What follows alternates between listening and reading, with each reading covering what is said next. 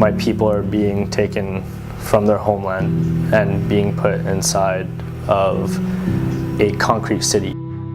You have these concrete walls you can't see outside.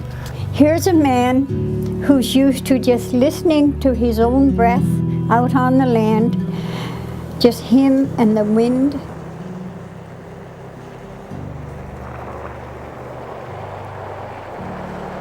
And then he comes into an institution, lights on 24 hours, noise everywhere. It's a cultural shock, to be honest with you. You're behind these steel doors. You're not healing. You're getting more angry and more angry and more angry. Being out in the land is healing. The Inuit have often been forgotten and overlooked as part of First Nations, Métis and Inuit populations, Indigenous populations in Canada. I have always stressed First Nations for First Nations, Inuit for Inuit, Métis for Métis. That's the best way that service can be delivered. The challenges that they face are because of policies that Canada has brought in and resulted in discriminatory practices, policies around isolation and assimilation. It's our responsibility to be able to correct some of those inequities and to provide support from the perspective of what the communities feel they need and not what we think they need.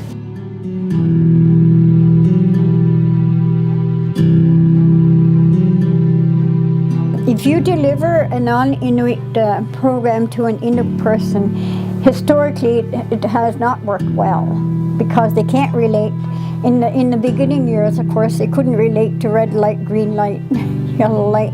And once we have our own ways of determining risk factors and reaching out for supports in the community, then it works better for them. So we developed the strategy aimed at bringing the Inuit as much as we could together so that we could have a cluster of people to provide services to. It's allowed us to provide elder services, liaison services, some programming. My role as Inuit elder is to teach Inuit inmates about Inuit culture, Inuit traditional knowledge, Inuit language, as well as Inuit history.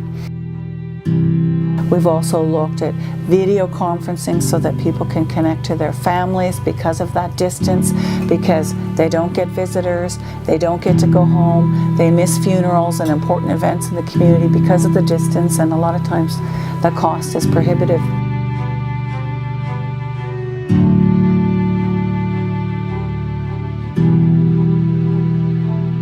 Often I go into the wing and here I am, this guy with long straight hair and a beard, and I start speaking in my native language, and it's just from closed off, kind of not too sure, a lack of trust, to just smiles. Like relief is what I see in these guys. Do I get sometimes frustrated with the pace of change and the lack of understanding? Yes. Does it diminish my belief that change can and will happen, and my faith that Canada as a country will restore and work with First Nations, Métis and Inuit communities to make changes? No, it doesn't take that away, because if I lost that, I could be in the same place that many people are in the communities, in a sense of hopelessness. I choose to look always towards the light at the end of the tunnel, and really that's because of the elders.